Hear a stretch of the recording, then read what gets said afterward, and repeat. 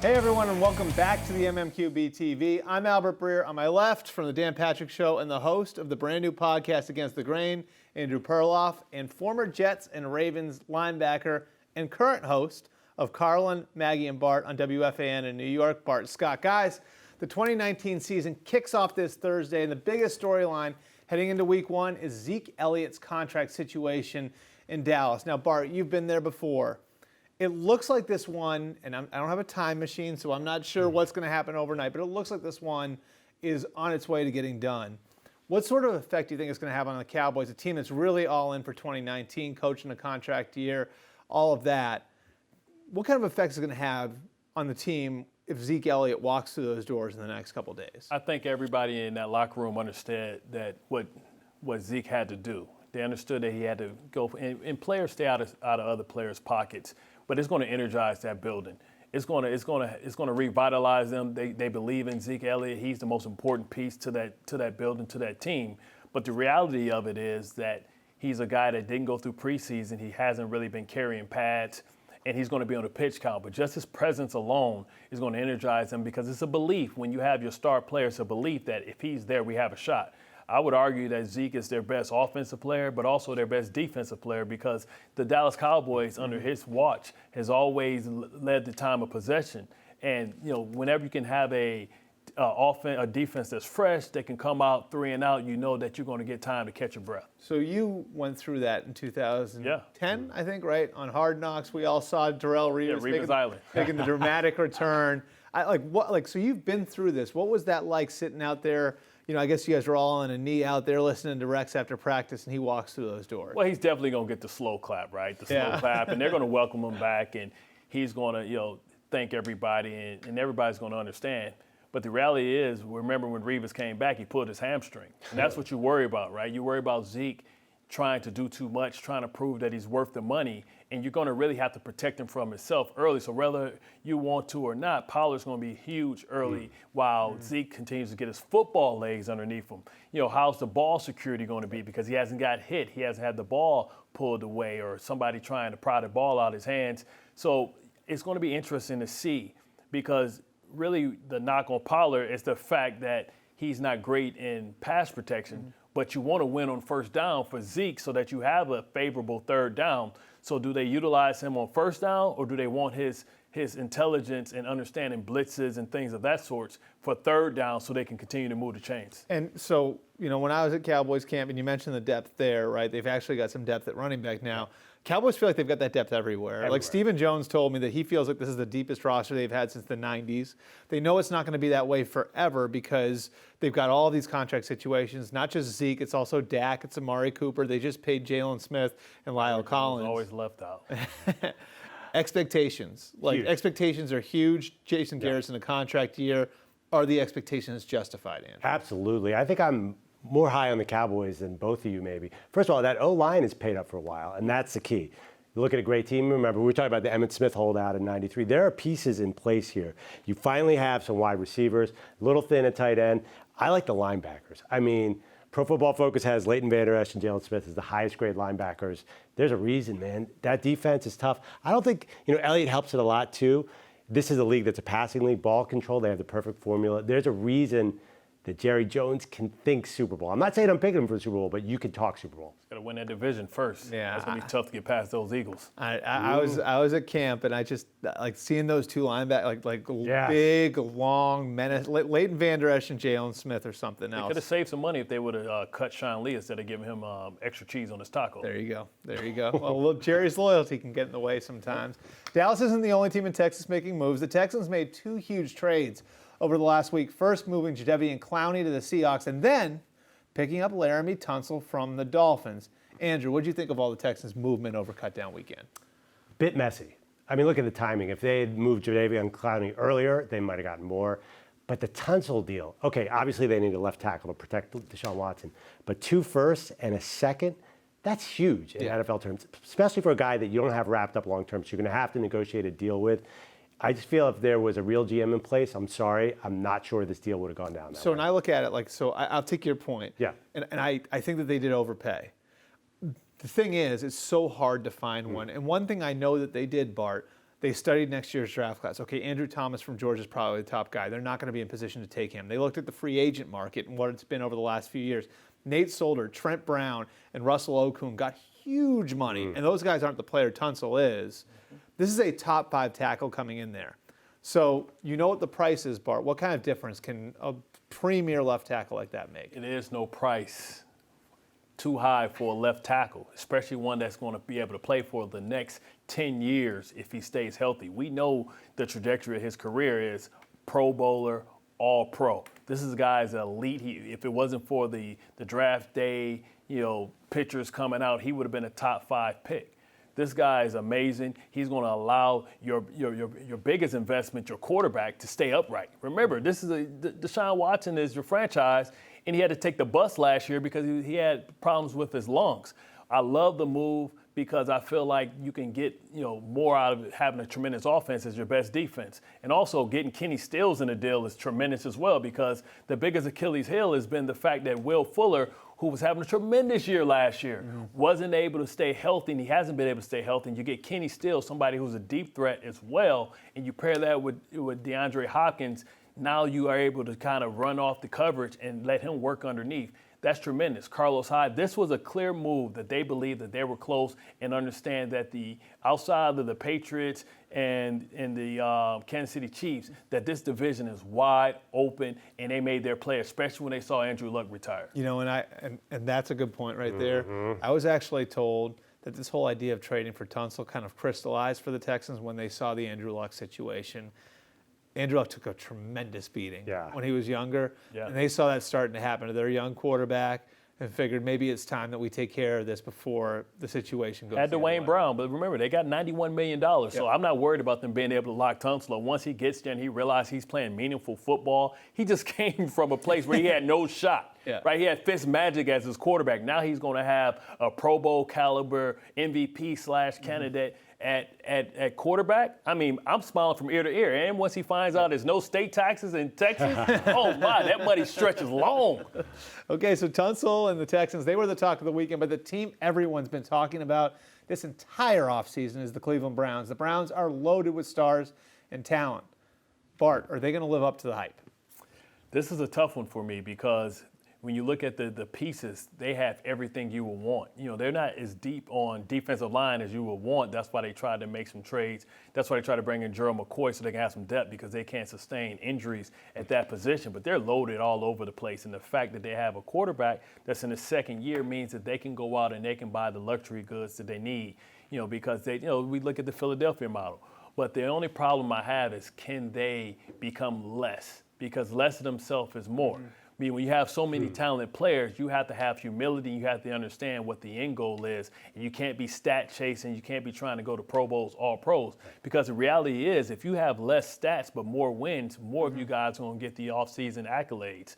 It takes a mature team to understand that. It's nothing when I look at this roster where I see maturity. I don't see those wily vets that's being able to tell them show them how to see the big picture. I see a lot of young guys in the prime that's trying to shine and trying to be, superstars. And this could be a team that lives up to the hype, maybe, or could it be the dream team? That's one thing I like about Baker Mayfield, though, is he made that point to me. When I talked to him a few weeks ago, he said, and I asked about meshing all the big personalities and how everybody brings a little bit to the table, and he said we all have to understand that we're going to take a little bit less, that maybe everybody can't be the star of the team. I like that about him. I like Jarvis Landry and Odell Beckham.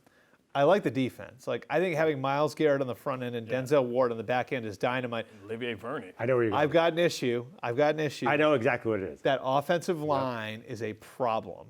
And look, I understand that they cut Greg Robinson, right? Zeitler. They cut Greg Robinson over the weekend, and it was a logistical thing to get one of their younger guys onto IR, right? Understood.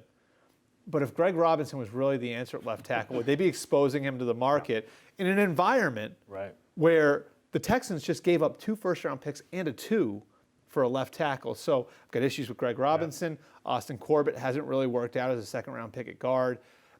I think that that's one of those areas, when you've got problems there, they're really hard to cover up. Oh, absolutely. They made a trade with the Bills for an offensive lineman. I don't know if you watch the Bills' offensive line. That's a bad, bad sign. I agree. All these weapons, all these skill position players, they can all be made vulnerable if Baker Mayfield doesn't have time. Now, the thing is, Baker Mayfield looks pretty sharp. He's a smart enough quarterback. I think he can make up for a little bit of that with Freddie Kitchens' help. But I have the exact same fear. And what will happen, you sort of alluded to it, if Odell Beckham Jr. doesn't get his 8 catches because Baker's under too much pressure. And one thing I think, just keep an eye on it. It was brought up to me that that right guard position was really important. They expected Austin Corbett, the second-round pick, to be that guy. He's not going to be that guy. He lost a camp battle. It was brought up to me that for shorter quarterbacks, the guards in the center are really important. That's why the Saints always invest in guys for Drew Brees at guard and center. If that's a problem for the Browns, that could be a problem for Baker Mayfield. Well, those are the alleys, right? As a defensive player, what I want to do is I want to stir the pocket inside to take a shorter quarterback and make him have to leave the pocket so he can have alleys to throw to. When you have a shorter quarterback, the same lanes that they run through, they look to throw through because he can't throw over top of the big guys because he's not tall enough. He has a good over-the-top delivery, but we always like to stir the pot. And if you can get interior pressure on a short quarterback, trouble. By the way, I can't wait to see this. That being said, I know. I guarantee you that like a little guard problem won't calm down the hype. And the Browns are getting all the hype. Yeah. But the most shocking news of this preseason, without question, came out of Indianapolis. And right out of the blue, Andrew Luck retiring. The Colts are now Jacoby Brissett's team. But before we get to Brissett, guys, I want to get your thoughts on Luck. Andrew, what was your initial reaction to that retirement on that Saturday night? I was shocked because I'd heard that he looked good in camp. I heard he was throwing the ball really hard. I was ready to go. I was looking at them as a Super Bowl team. It makes sense afterwards, but in the moment, I'll be honest, when that happened, I thought it was a joke. I just couldn't believe it. Did you ever have those thoughts, like 6, 7, 8 years into your career? Did that, because we've heard a lot of players say that now, and you go through a lot to get yourself in a position to play on a weekly basis. Did you have those thoughts in the middle of your career? Well, I never had an injury, so I went 10 years without missing a game or practice. But Andrew Luck, we know his story is different. And the fact that we didn't know really what it was, right? High ankle sprain. From April, Achilles, and every time we hear calf, we think Kevin Durant and we think Achilles. And the fact that he wasn't able to be healthy, and the fact that it went from he's going to miss some time in preseason to the fact that he could miss some regular season games, just let me know that he really didn't have faith. We see what's happening in Washington, and when Trent Williams doesn't have faith in his organization, when you lose faith in the medical staff and you're putting your life on the line, and we know what type of guy Andrew Luck is, right? Because we know Andrew Luck is a player that stayed in college because he didn't care about being the first overall pick. He wanted to enjoy the college experience. So it's more to him, and that's every athlete has to come to this decision. Is it worth my health? Right? Because if I get all this money and I can't enjoy it, is it worth it? So I think every player has that line that they're willing to go to, and they say, you know what, it's time to cash in these chips. And I think Andrew Luck hit those, those marks, because coming back from injury is the most lonely, depressing thing in the world, because you're isolated away from everybody. And I think what you're saying too, like he got himself in a dark place over the shoulder injury. And part of the problem was they couldn't really diagnose it. They couldn't really correct it and treat it properly. And that was like a 3-year ordeal. So I think when the calf ankle thing happened, the same sort of mysteries over it. It was like here we go again. And he didn't want to get to that dark place again. Really quick too, we should spin this forward. So Brissett is now the guy in Indy. They've signed him to a 1-year extension, basically giving him a franchise tag ahead of time. So they have him locked up for the next 2 years. How much do your expectations change for the Colts in 2019? They go down, but I have high expectations for Brissett because you got an offensive-minded coach in Frank Reich. You have a great offensive line now that they've built over the last few years. You have the same weapons. Also, I throw out everything from Brissett from 2 years ago. I mean, he got there, right around now, this time. So I think he's a much better quarterback than we saw. He's not Andrew Luck, but I'm still pretty good on the Colts. I still have them around that 8 or 9 win mark, but they're out of my Super Bowl talk. They're a wild card at best. I think Jacksonville elevates even in the division. When I look at Jacoby Brissett, I'm trying to figure out what is he. I don't think he's a guy that's going to lose games for you, but I definitely don't think he's a guy that's going to win games for you. I think he's a guy that can hold the wheels on until I think the Colts are really going to have to consider using some heavy draft equity to move up for Herbert, for Fromm, for Tua. because I don't think that he's the long-term answer. And what is this offense going to look like? Is it going to look more like an RPO type of offense because of his athleticism? Or are you going to get him on the move? I don't see him as a pure drop-back passer, more of an athlete than a pure passer of the ball right now. I like where the roster is. I think Chris Ballard's done a nice job there. I think they've built it in a way that's sort of quarterback agnostic. When Peyton Manning was the quarterback, they built it for the quarterback to excel. This roster's built a little differently where I feel like you can plug quarterback in there. If he's a top 20 quarterback, I think they're contending in the AFC South. If he's just a top 20, doesn't need to be great. And it'll be interesting, no question, an interesting year in Indianapolis to say the least. And so now for more on the Colts, we've got our own Ryan Aselta with Colts Insider from the Indianapolis Star, Joel Erickson. All right, thanks, guys. Heading into the new season, the Indianapolis Colts were considered a favorite in the AFC South, a playoff team from a year ago with a rejuvenated offense under second-year head coach Frank Reich. Then came the retirement of quarterback Andrew Luck, which not only caught the football world by surprise, it left the Colts scrambling before the start of the season. For more on the Colts, we welcome in Joel Erickson of the Indy Star. And Joel, it's been less than 2 weeks since Luck announced his retirement. First off, how was the news received inside the Colts locker room by Luck's teammates? I think the first thing is just shock. I don't think anybody really expected him to retire. I don't think anybody thought that that's what was going to happen. But then the more he talked and the more he talked about the pain he'd been in and the way he felt, I think guys kind of came around to understanding his way of thinking, even if it maybe wasn't the way they would have, the decision they would have come to themselves. I think they sort of understand it, and they really believe in Jacoby Brissett. And so I think they moved on pretty quick, at least in terms of what they've told us. Was there any negative reaction from some of the players initially from these guys?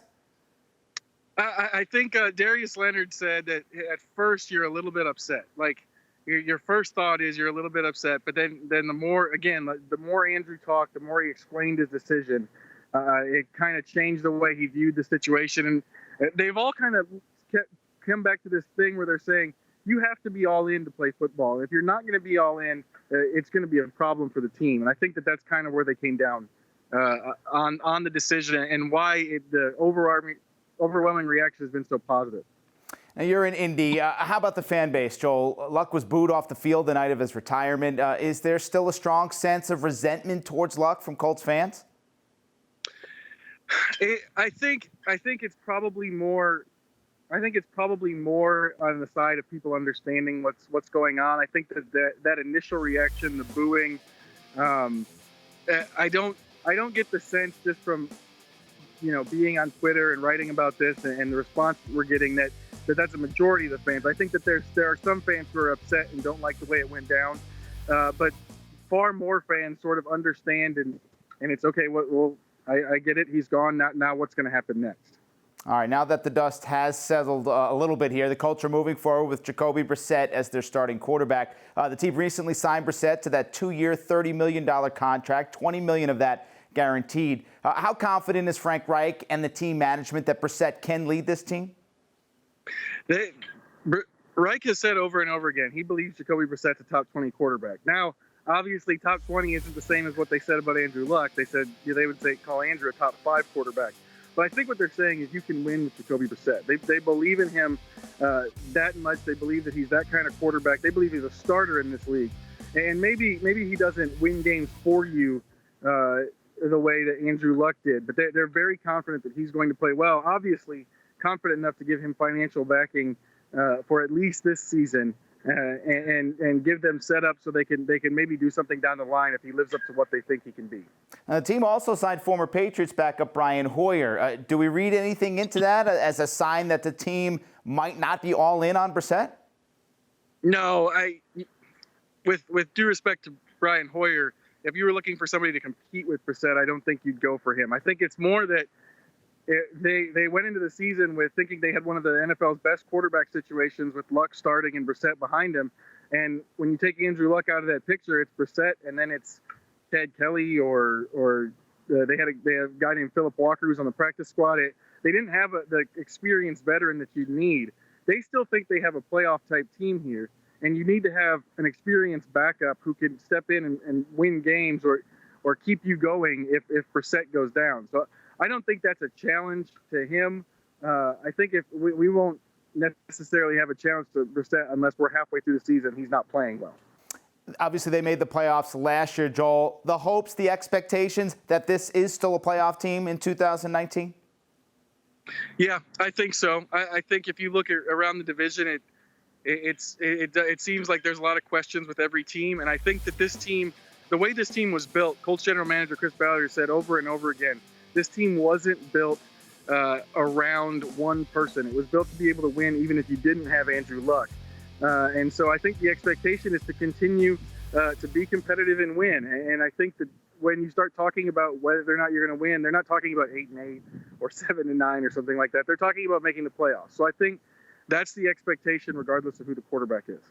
The Jacoby Brissett era for the Colts begins this week in Week 1. Joel Erickson of the Indy Star, thanks for being with us, Joel. Yeah, no problem. All right, now let's send it back over to Albert, Andrew, and Bart. And now it's time for the return of everyone's favorite segment. That's Andrew Perloff's three-step drop. Andrew, take it away. You guys ready for some hot takes? You might want to Ready to go. unbutton the jackets. Hot fire. Here we go. We are going to rethink what kind of quarterbacks can run. In the past, you said little guys should not be running. I think Lamar Jackson and Kyler Murray are going to prove that's wrong this year. It's the big guys like Cam Newton and Carson Wentz that get hurt. These guys are skilled enough that they control their bodies when they run. I think Lamar Jackson can afford to run and will not get injured. I think Kyler Murray, and you saw in the preseason, is going to scoot out of bounds. I think these guys, I'm not saying that they're going to put up all-pro numbers. They're going to run a lot, and I think that they're going to sustain it.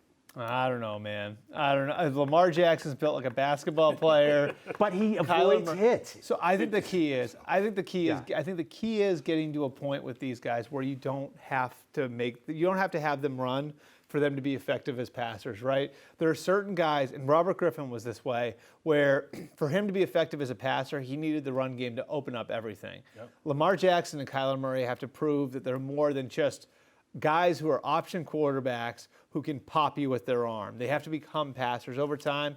And I think the thing I look at is the guys who last are generally the guys who are built like tanks, right? Like Cam Newton, say what you will, didn't miss any time before last year. Tim Tebow was a freaking house, and the guys that can play that way, tight end as well. Yeah, I mean, I think the guys who can afford to play that way are usually really big. If they, and I think that the key with the smaller guys is instincts and being able to get down. Russell Wilson has eyes in the back of his head when it comes to that. Yeah. I don't know what these guys do. Well, for me, I'm with you on one player.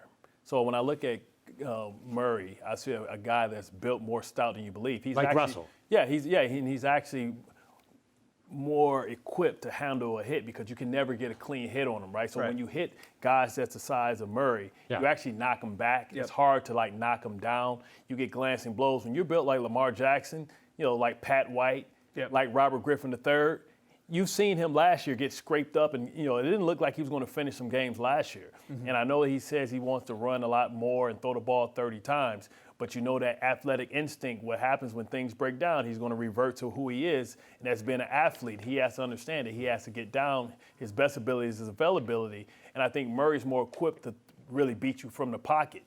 I look at what the Ravens are doing and the Mark Ingram and the RPOs, and I look at the offense that's going to probably have about 3 tight ends or 2 tight ends at least on the field. That tells me sprints, waggles, boots, throwbacks. So I think they're going to have offense. I look at Greg Roman. I remember what he did with Kaepernick, but Kaepernick was a much bigger player, much bigger quarterback, and he ran on average 7 to 8 times. So I can see Lamar Jackson running 7 to 8 times. Murray is going to run. I don't think he's going to have any caught runs. I don't know. I see Cam. I see Trubisky. I see Carson Wentz. These guys don't seem healthy. They all got him. They all get their shoulders out there in the middle of the field. They all get hit. All right. The next quarterback who will not be injured at the beginning of the season because he will not play at the beginning of the season, Daniel Jones. Now, I know, Bart, you're in New York City. It's going to be impossible to keep this tidal wave off. I know the Giants are saying Eli all season. 29 and 34 in the preseason, 416 yards, 2 TDs. I know the preseason numbers. I just saw too much. There's going to be too much hope. No way that he's not in by week 12. Week 12. At the latest. I think it'll be earlier. Okay, so I think it'll be first half of the season, week 8 or 9. I think, Bart, this rides 100% on the Giants' ability to contend, and I have something to back that up too. if you go back and you look at the last 11 draft classes before this one, so 2008 to 2018, 32 quarterbacks were drafted in the first round. There were only 2 quarterbacks that were true redshirts, right, that sat out the entire first year. One was Jake Locker, the other was Pat Mahomes. They wouldn't have much in common if you look at it, right? One was a bust, the other was a league MVP in year 2. Right. But they do have something in common.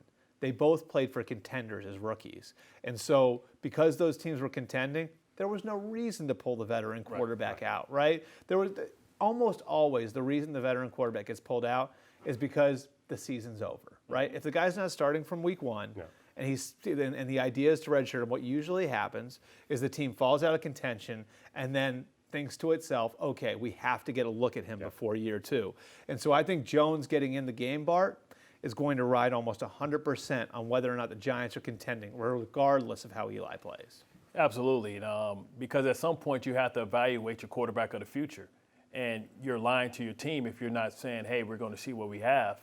Because Eli has earned the right to kind of walk away on his own. At least that's what people in New York believe. The E-Hive is what we call them. But, the E-Hive has to realize, and the organization, I believe, has realized that it's over. Yeah. Right? When they took Saquon Barkley, they were all in. They doubled down. They believe Eli can still play and still elevate the players around him. Now they got rid of Olivier Vernon. They got rid of Odell Beckham. So we know that, they're making a play to move towards the future. I look at a date, October 10th against New England. I believe if they lose that game, I believe they make the move. And then you have to make the move later. You saw Sam Darnold, he started, but that was because McCown was injured, or they decided to move over from Teddy Bridgewater. Yeah. If they're out of it early, I think they try and do Eli solid by potentially trying to find a trade partner, somebody that loses a quarterback, because they want him to go out with pride and say that they did everything right by Eli. And I think they give Daniel Jones the opportunity to prove who he is. It's interesting to see if he's even going to be the backup quarterback, because they kept Tanny. Right. So why would you keep Tanny and let Lilletta go? And Lilletta's on the practice squad and practice squad eligible. You could have put Lilletta on the practice squad and elevate Daniel Jones. So I don't even know, elevate Daniel Jones to the backup. So I'm trying to figure out, is he even going to dress on Sundays? And I think they're going to do that so that the fan base, if Eli struggles, can't demand that he gets in a game. That'd be like another level of protecting Eli. Well, that'd be like another. Well, why sign Tanny if he's going to be your third guy and your third guy is going to be up? But if the reason for doing that is to just protect Eli from, that's crazy. With Tanny, is that stopping you from bringing up potentially a guy that can help you on special teams and other places? Right. Yeah. Well, I agree with you though, because I think Bart's making a good point here, which is like, if you're doing this for Daniel Jones' own good, then he shouldn't be the backup either. Like, if you think he's not ready to play, or you think it'd be damaging to put him in the game, well, then he shouldn't be the backup, because if you're making him the backup, then he's one hit away from going in. But they did start him in week 4 in the preseason over Tanny and Lilletta. Tanny, come on. They're going to play Daniel Jones. By the way, if they lose to the Jets, I think it's week 10 or 11. That's bad. Okay. Oh, what are you saying about the New York Football Jets? No, I'm just saying they will lose the back page cover. Like, they can't have Eli lose to the Jets. Okay. Dalvin Cook. Now Eli's ego and the back page are two factors in the Giants' quarterback decision. It's a passing league. I want to talk about a team that is going to go back to the run. The Minnesota Vikings brought in Gary Kubiak. Can you say zone blocking? Can you say healthy Dalvin Cook? This is one guy that is poised to be a breakout star to me, and I think it says a lot about what you can do in the league if you bring back the running game. I think the Vikings and Zimmer's reliance on the run game and belief in the run game is going to be a huge factor that people aren't talking about enough this year. And we like Zim said it. Yeah, I know. We don't need to guess. Like last year during the year, he was literally calling out his offensive coordinator and saying, "We need to run the ball more. What the hell? Why aren't we doing it?" Yeah, so Zimmer's told us this.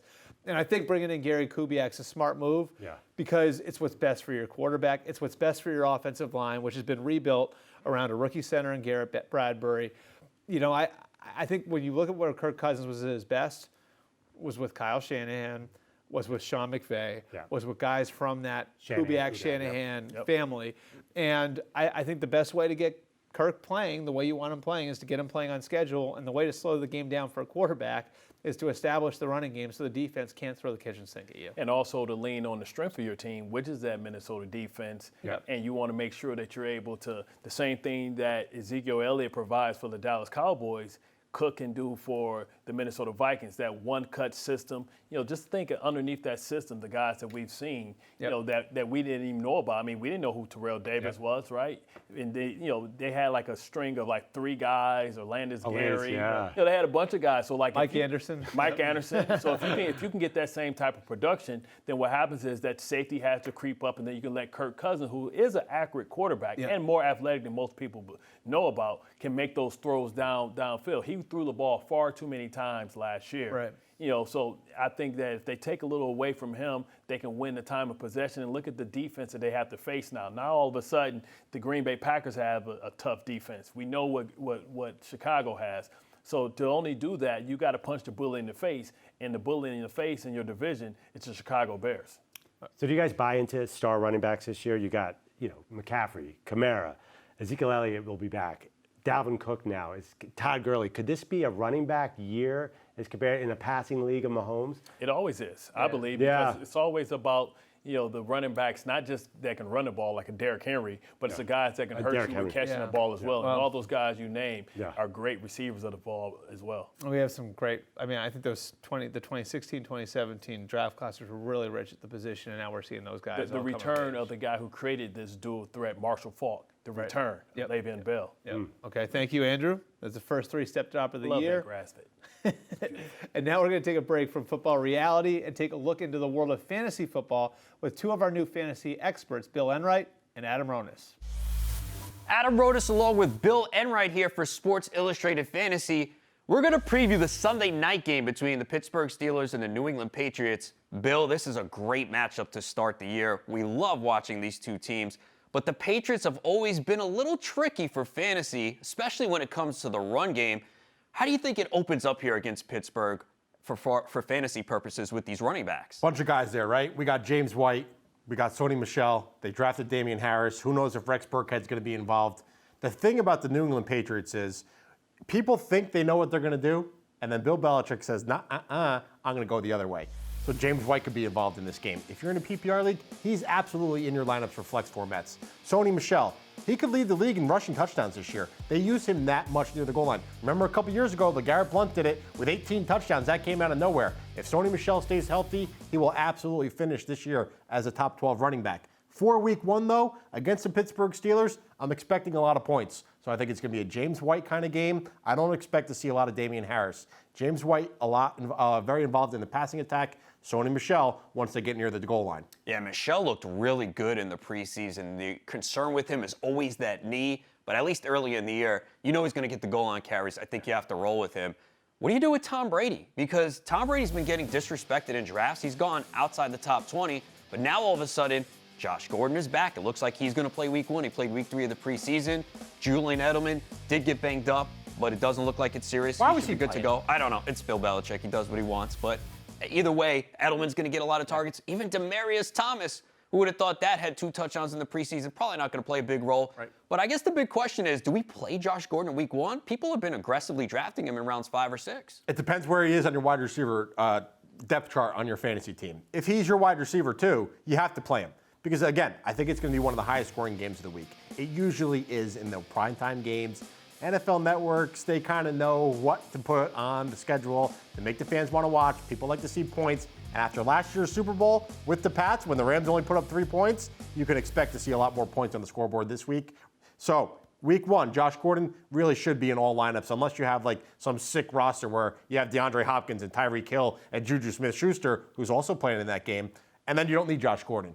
But for the most part, I think if you drafted Josh Gordon, maybe you went running back heavy early in the draft and then waited on your wide receivers, and that's why you ended up with a guy like Gordon as your wide receiver too. So he's got to be in your lineup. Yeah, and if you did a draft early in July or August, Gordon wasn't on the radar, he might be your wide receiver 5 or 6, so you're going to have a tough decision to make. Sure. James Conner must start. Juju Smith-Schuster must start. The key is Dante Moncrief, James Washington had a good preseason. Yep. How do we look at those guys in this situation? I'm very, very interested to see who emerges as that wide receiver 2 for the Pittsburgh Steelers, because we know there's going to be volume, right? Big Ben had over 600 passing attempts last year. Let's see if he does that again. James Conner, you said, auto start. Juju Smith-Schuster, we both like him as their number 1 wide receiver for 2019. But who's that number 2 option there?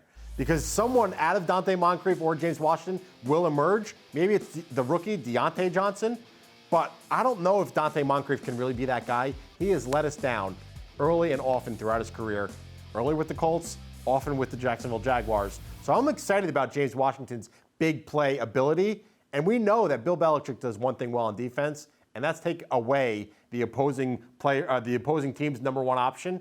So I'm a little bit worried about Juju in this game. I do think he gets a lot of targets. He'll probably get a lot of receptions, but maybe we see who that number 2 wide receiver is right out of the gate from game 1. Yeah, it appears to be Moncrief right now. He's been playing most of the snaps with the first team. Right. And Washington has had some big plays in the preseason, but it's mostly come with the second-team offense. So that's the biggest thing. But you're right, this is a key game to watch to see how do they utilize Washington. How many snaps does he play? Vance McDonald is a tight end a lot of people like. He's been going as a top 10 tight end. I like him for this year, too. What do you think about him in this game? I think McDonald should have plenty of opportunities to make plays in the red zone.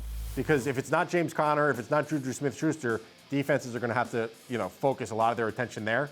So Vance McDonald can certainly make some plays up the seam, and we've seen the Patriots struggle against tight ends in the past. So Vance McDonald, if you drafted him, you waited on your tight end, it's got to be in your lineup this week. And how about Ben Roethlisberger for this game? I have seen him go outside the top 10 in a lot of drafts. I think people may be a concern. No Antonio Brown. Right. Obviously, Lev Bell they didn't have last year. But is Roethlisberger playable in this game? I think he should be, as long as he's your number 1 quarterback on your team. Like if you drafted Ben Roethlisberger and Mitch Trubisky as your number 2, but if you drafted, let's say, I don't know, someone like a Deshaun Watson, and then later on you drafted Ben Roethlisberger, then you're playing Watson this week, because I do hesitate when Big Ben's on the road. He plays a lot better when he's in Pittsburgh, and that Foxborough crowd, the Lombardi Trophy's coming home to them. They're going to do a big presentation up there in Gillette, so I'm going to leave the Big Ben off my starting lineups. I can tell you this is going to be a game filled with fantasy goodness. Adam Ronis along with Bill Enright here for Sports Illustrated Fantasy. All right, guys, let's get into our way too early picks that we will not be held to. And this year we are all in on the gambling tilt as we're picking against the spread. Let's start with the Thursday night opener where the Chicago Bears host the Green Bay Packers. The Packers are getting 3. Andrew, who you like on Thursday night? I like the Bears because we know Aaron Rodgers didn't play in the preseason. Mitch Trubisky didn't really either. So Rodgers and Matt LaFleur have never really communicated in a game ever, and we don't know how that's going to go. So you're going to Chicago on a Thursday night game that's usually ugly. That spells Bears. Ugly game. Their defense wins it for them. I still need to be sold on LaFleur-Rodgers marriage. So the defense is going to win it. You're correct, but I think it's the Green Bay Packers defense who's invested heavily when you look at the offseason acquisition. This was a team that never spent money, especially on the defensive side in free agency. They went out, they drafted Rashawn Gary, who's struggling right now, but he should be able to pick it up. Zadarius Smith, Preston Smith, Zaire Alexander the year before. I think they're going to take a page out of the Saints and ask Rodgers to only be special in spurts, protect him with a running game and taking shots down the field, but a tough defense. I think not only do they win, Packers +3, but I think they win a division. Wow. Okay, so I'm looking at that line, and I'm gonna take the Packers to cover. I think it's gonna be a close game. Like I think this is a field goal game, and so when it's a field goal game, it's a field goal game. I think the Packers find a way. I'm with you, Bart, and I love what they're doing on defense because I think they've got the pieces for what Mike Pettin needs, right? And that's on the perimeter of the front, on the perimeter of the secondary. Jair Alexander is going to be a top 5 corner this year. Like this year, he'll be a top 5 corner. And you've got 2 guys on the edge, and Zadarius Smith and Preston Smith, who had a great spring, a great summer, and really look like they're going to be able to add something to the defense. It's a different group. It's a totally different group. And so I think that the Packers are very well-rounded, and I think Aaron Rodgers is going to come out and play really well in that offense.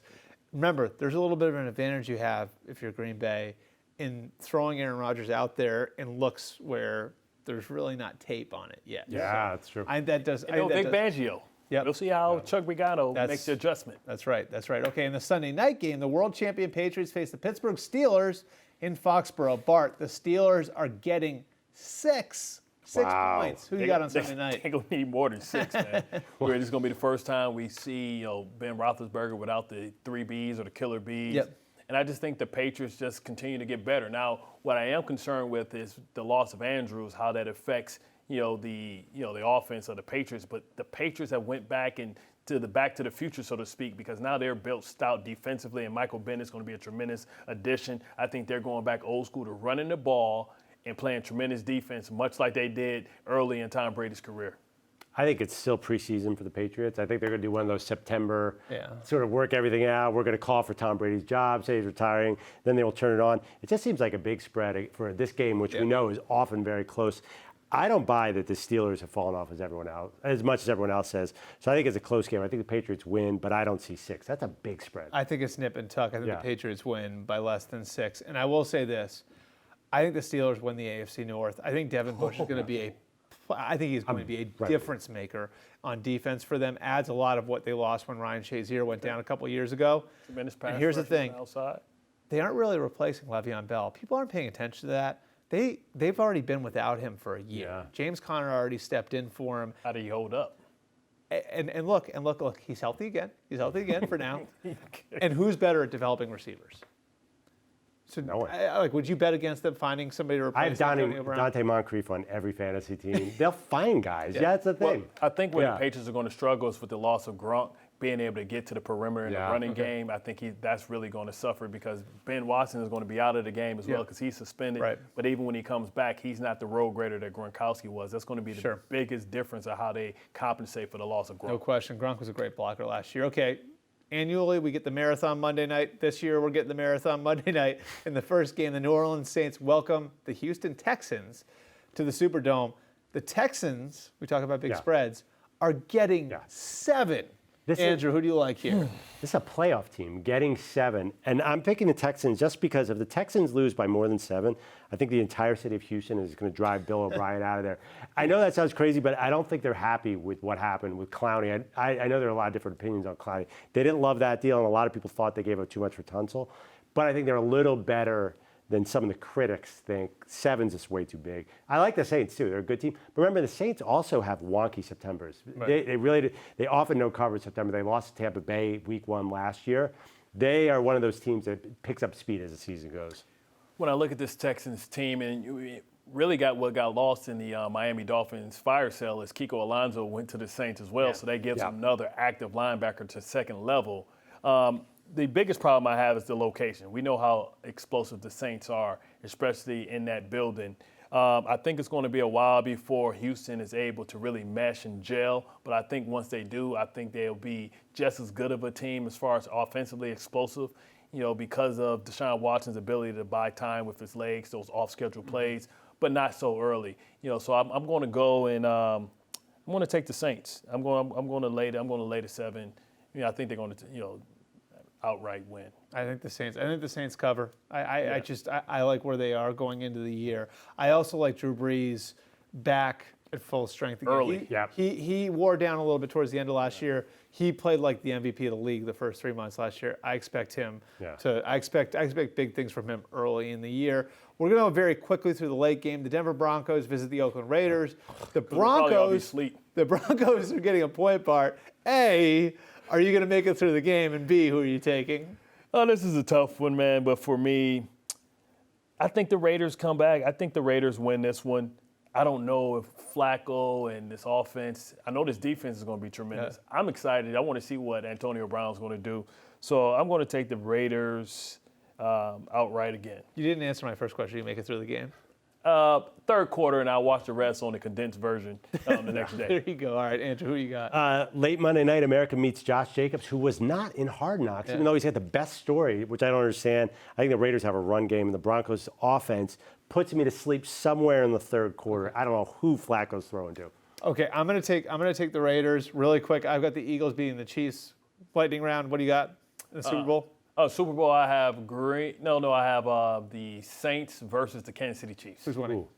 Drew Brees finally gets his second title. Andrew? I almost picked the Saints. I almost picked the Chiefs. I'm taking the Eagles over the Patriots. Okay, that'll do it for us for this week. You can catch us back here next and every week of the 2019 NFL season. For Andrew Perloff and Bart Scott, I'm Albert Breer. Enjoy week 1, everyone. Shady Bowl or Andy? What are we calling it?